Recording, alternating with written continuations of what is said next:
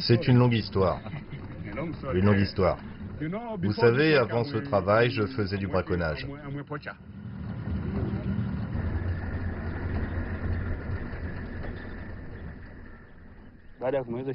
Après avoir terminé l'école, j'ai commencé à chasser. Je chassais dans le coin, il n'y avait pas de clôture à cette époque.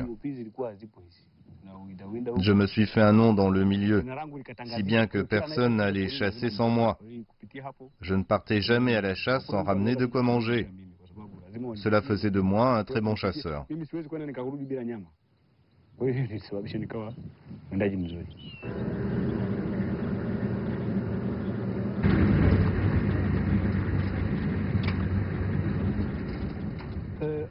Les populations locales braconnaient pour manger parce que pendant longtemps, les gens étaient habitués à l'idée que c'était leur ressource. Si vous allez leur en parler, ils vous disent que c'est un cadeau de Dieu. Dieu a fait les animaux pour que les gens puissent les manger. Donc c'est pourquoi ils font du braconnage, pour manger. Il existe deux types de braconnage qui affectent la faune dans cette région. L'un est le braconnage de viande de gibier pour se nourrir ou vendre auprès des populations locales. L'autre consiste à tuer des éléphants afin de récupérer leur défense pour le commerce illégal de l'ivoire. Il s'agit d'une forme de braconnage beaucoup plus lucrative et sophistiquée qui a eu un effet dévastateur sur de nombreux éléphants en Afrique. Voici le lieu où un éléphant a été tué pour son ivoire. La tête n'est plus là.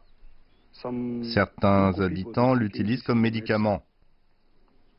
En Afrique du Sud, ils appellent ça un sangoma. Certains prennent la tête et la coupent en morceaux comme ça. Ils pensent que comme l'éléphant est grand avec sa tête, ils pensent que l'éléphant a de grandes connaissances parce que sa tête est grande. Malgré la valeur de l'ivoire sur le marché noir international, les braconniers ne reçoivent qu'une fraction de ce montant. Pas plus de 150 $ américains. Est-ce que ça vous permet de vivre pendant 6 mois, un an? Une semaine? Une semaine, une semaine. Ce n'est pas assez, c'est peu d'argent.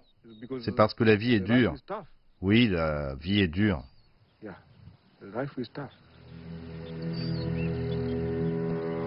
Selon le grand recensement des éléphants publié en 2016, la Tanzanie a perdu plus de la moitié de sa population d'éléphants, une diminution de 60% au cours des 5 dernières années.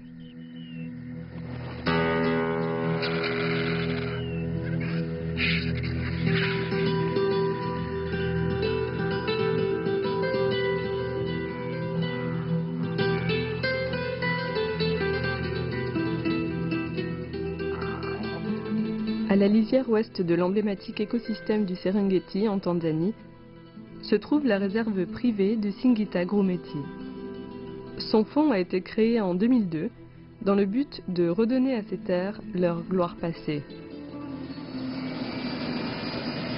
Noël est leur écologiste en chef. C'est vraiment triste de constater que le mammifère le plus emblématique restant sur Terre aujourd'hui, l'éléphant africain, subit une telle pression.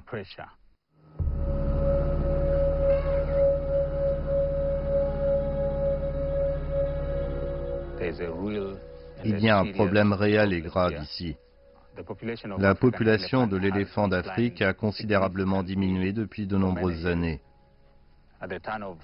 Au tournant du siècle dernier, l'Afrique comptait plus d'1 million d'éléphants, mais leur nombre est tombé à moins de 500 000.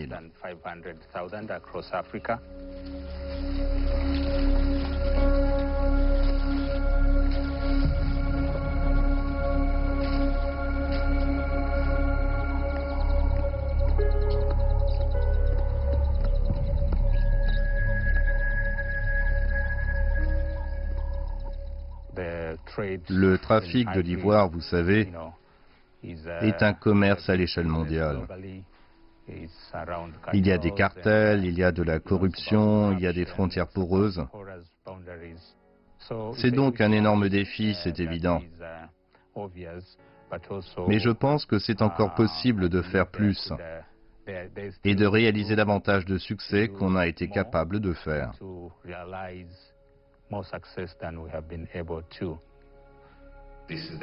C'est tout l'écosystème du Serengeti, c'est-à-dire côté tanzanien et côté kényan. Et ici, cette partie en rose est l'endroit où se trouve cette zone. Nous sommes donc comme les gardiens du côté nord-ouest de cet écosystème du Serengeti Mara. Nous ne pouvons pas nous permettre de perdre cette bataille. Nous allons devoir continuer quoi qu'il advienne. En fait, nous avons une bonne raison de le faire parce que nous avons ici une zone où le nombre d'éléphants augmente, même si, dans d'autres endroits, ce nombre baisse fortement.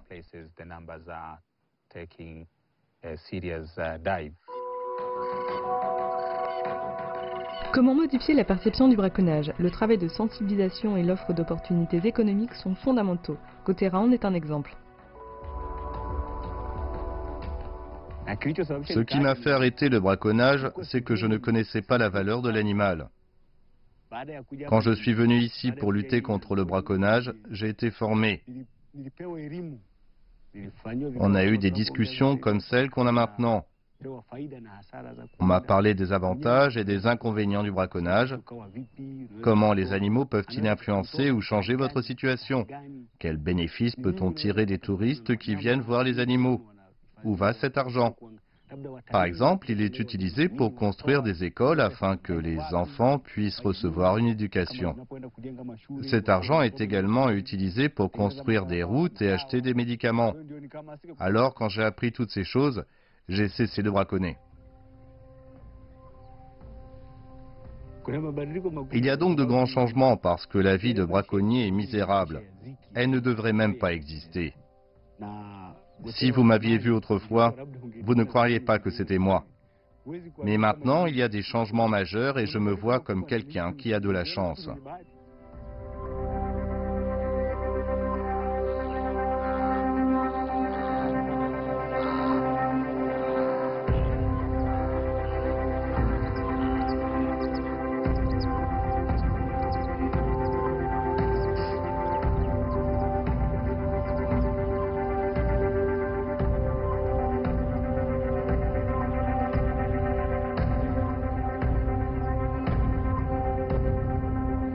Afin de mettre un terme au carnage dont sont victimes les éléphants, il faut adopter une approche plurielle pour empêcher le braconnage.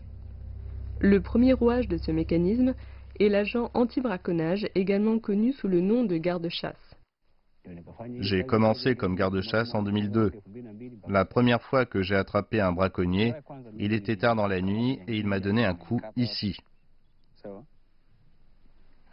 Un patrouilleur a même été abattu avec une flèche et il est mort en ma présence. La flèche a traversé son corps et il est mort. Un autre a également reçu une flèche, j'étais aussi présent. La flèche a traversé son bras. J'ai tiré jusqu'à ce qu'elle ressorte de l'autre côté et on l'a emmené à l'hôpital. Il a été soigné, il s'en est bien tiré.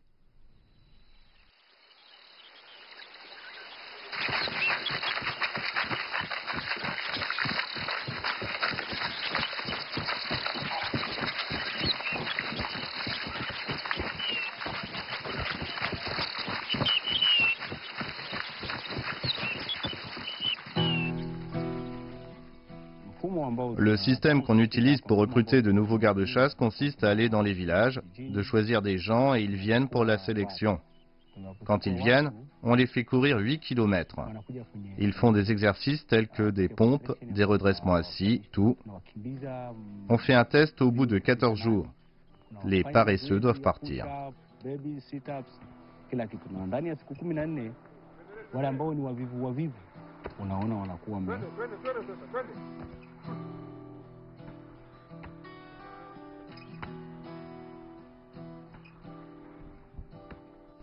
Quand vous arrêtez un braconnier et que vous voulez le transformer en garde-chasse, vous pouvez le changer, mais il faut du temps.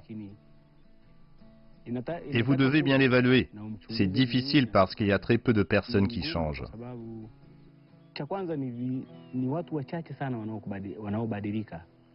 Taratibu.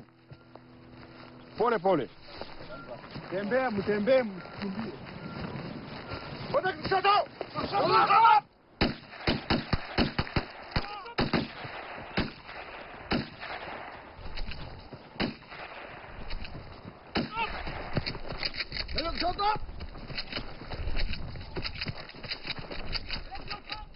Un aspect dangereux du braconnage est l'utilisation de pièges en fil de fer afin d'attraper des animaux pour leur viande. Ils placent les pièges dans un espace comme ici. Ils attachent des fils. Puis quand un animal passe, il y met la tête puis s'étrangle et meurt vite. L'animal peut mourir en 4 ou 5 minutes.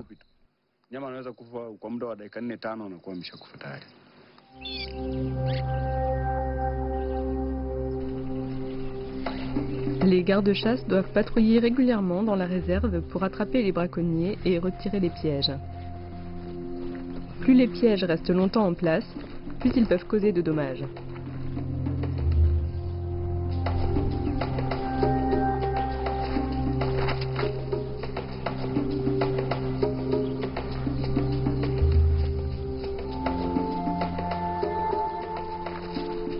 La tragédie de ces pièges, c'est qu'ils tuent aveuglément.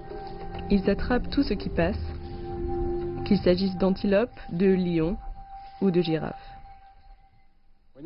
De nombreux animaux peuvent être pris dans ces pièges qu'on voit ici. Les hippopotames, les élans et les antilopes. Voilà ce genre d'animaux. Presque tous les animaux peuvent être pris au piège.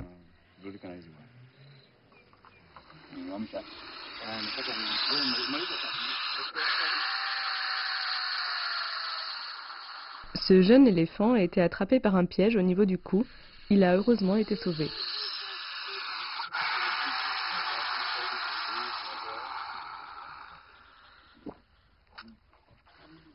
Les gardes-chasse signalent au fond tous les cas d'animaux piégés qu'ils voient, de sorte que des mesures immédiates soient prises avant qu'il ne soit trop tard.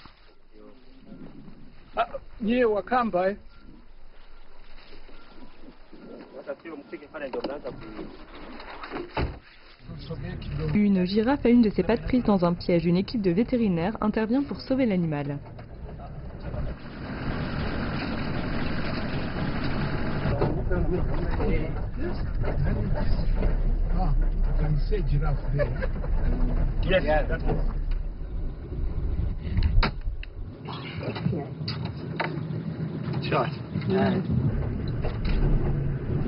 Haya, shukeni haraka.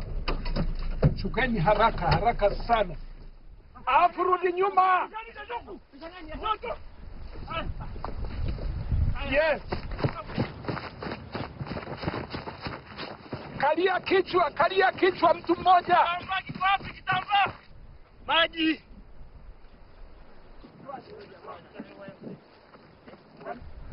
Kitambaa na maji yako wapi? Maji ya kukunywa. Tulia. Touch. Touch. Haya, funga kitu toa hapo. Funga kitu toa toka. Haya, mpe huyu mzoefu.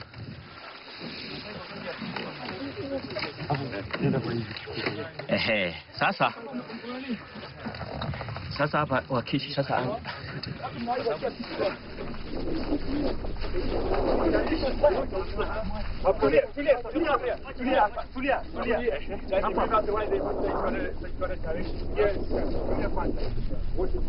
Asimtoke mwa pande mmoja. Asirudi.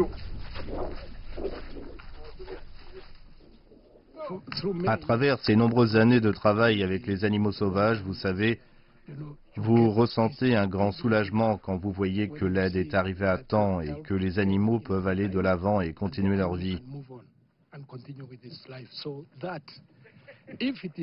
La mort doit être naturelle ou due à la prédation, mais pas causée par les interventions humaines.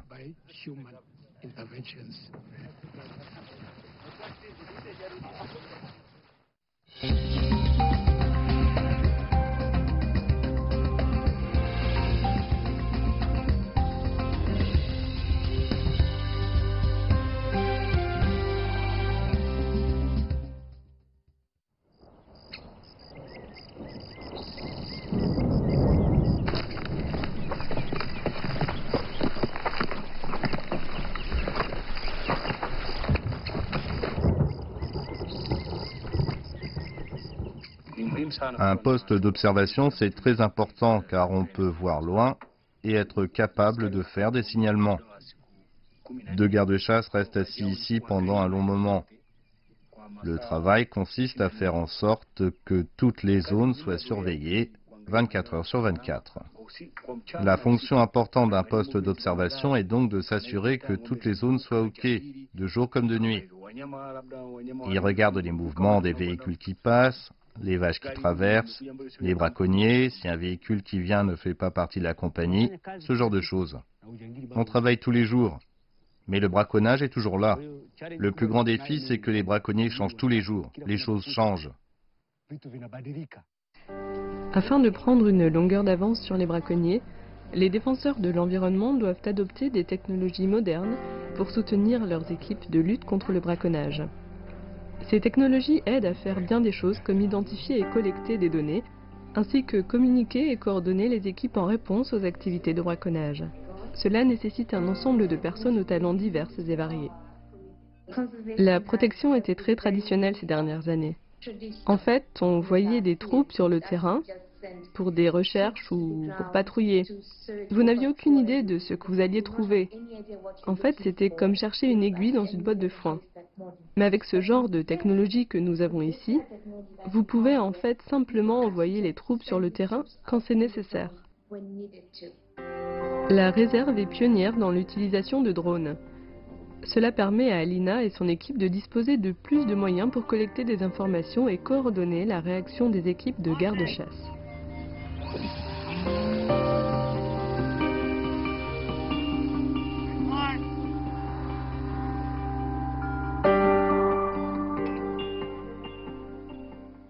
Être les yeux dans une pièce des gardes-chasse qui sont sur le terrain, c'est une énorme tâche.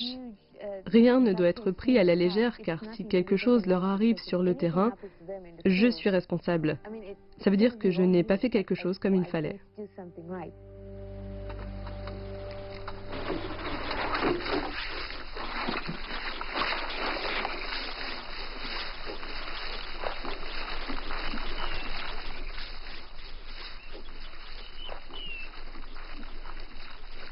Noël utilise des caméras détectrices de mouvement pour s'informer des déplacements des animaux dans la réserve et voir s'ils vont au-delà des limites de la réserve dans des terres communautaires. De même, des caméras peuvent surveiller tous les braconniers qui se déplacent dans la réserve. Cette utilisation de la technologie moderne aide Noël à faire plus avec moins dans la bataille pour maintenir et protéger la biodiversité de la réserve dans des circonstances difficiles.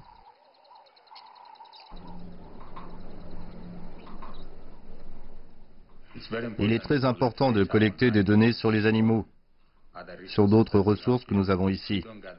Si on ne collecte pas de données ou qu'on ne les analyse pas, on gérerait la zone un peu à l'aveugle. En effet, ce sont les informations provenant de ces données qui nous renseignent sur les tendances clés afin que notre travail se coordonne avec celui de nos collègues du département de la protection.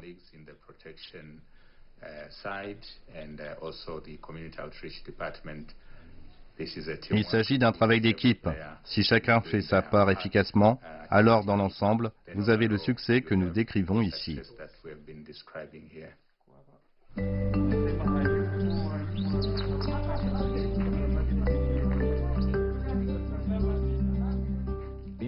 La population locale dépend de l'exploitation des ressources naturelles pour leur survie depuis de nombreuses années. Et on a maintenant une bonne raison de conserver cette zone. Mais ce que vous faites, c'est que vous essayez de limiter l'accès aux ressources auxquelles ces gens ont besoin. Les organisations pour la protection de la faune peuvent avoir les meilleures technologies et gardes-chasse les plus qualifiés, mais si elles n'impliquent pas les populations qui vivent à la lisière de ces réserves naturelles, elles ne régleront pas la crise. Un autre élément clé de la protection moderne est le travail en dehors des réserves, l'engagement et l'amélioration de la vie des populations locales. Il faut établir un équilibre entre les besoins de la population locale et ceux de l'environnement naturel. Si quelqu'un comprend cette équation difficile, c'est Frida. Au fond, Singita Grumetti, on pense que le tourisme ne serait pas là si ses habitants n'avaient pas bien pris soin de la faune. La faune était entre leurs mains avant nous. Pour que les bénéfices du tourisme profitent aux populations locales, voici l'un des moyens pour qu'elles en profitent directement parce qu'on achète auprès d'elles. Elles nous nourrissent, mais nous leur donnons de l'argent pour survivre.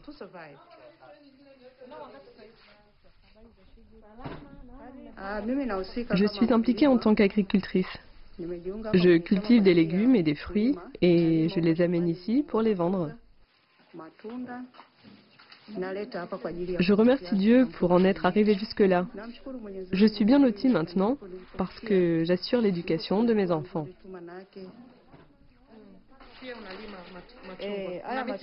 Avant, je n'avais pas de maison. Mais maintenant, j'ai mon chez-moi. J'ai fait construire une maison. Maintenant, j'estime que la protection est très importante pour moi. Car sans la protection et la prise en charge de ces animaux, les touristes ne viendraient pas et cela ne serait pas bon. Car ils nous donnent un moyen de subsistance.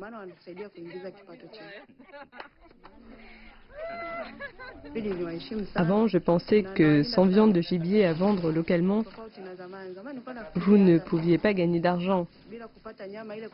Mais maintenant, je compte sur notre groupe. Je reçois de l'argent qui couvre tous mes besoins.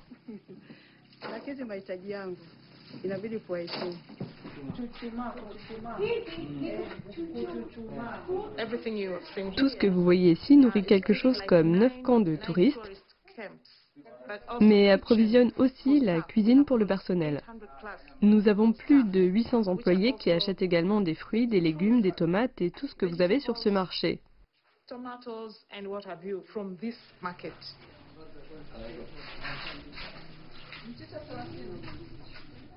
Dans cette communauté, beaucoup de gens étaient des chasseurs et maintenant, vous les changez, ils sont maintenant des agriculteurs, naturellement.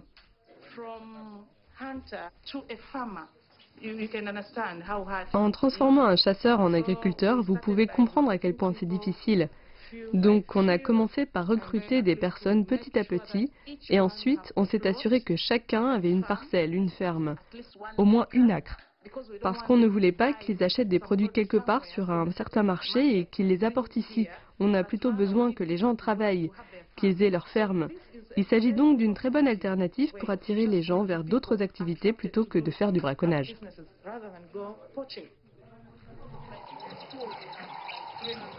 Afin de sensibiliser davantage les populations locales à la conservation de la nature, le Centre d'éducation environnementale a été créé.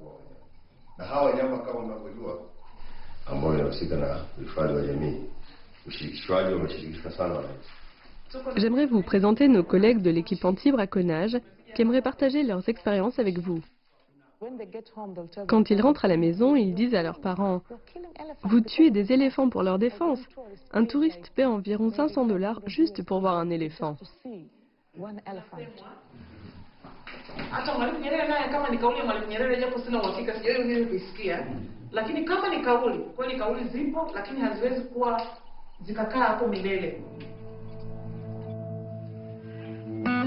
Bien que Gotera aime son travail, certaines personnes au sein de la population locale n'apprécient pas son dévouement, car celui-ci peut affecter les moyens de subsistance qu'il tire du braconnage.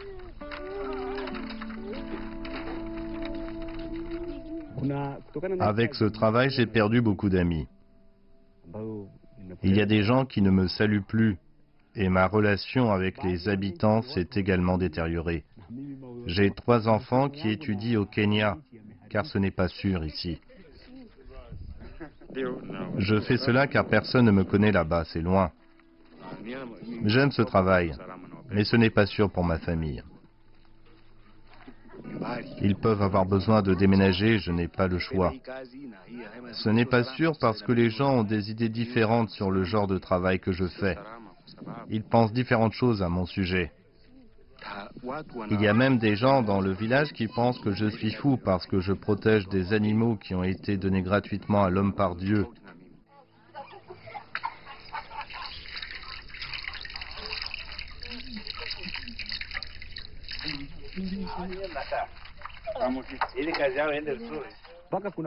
Je me sens bien parce que je fais du bon travail. Et ceux-là me détestent parce qu'ils ne savent pas ce qu'ils font. Mes enfants suivent le système d'éducation normale.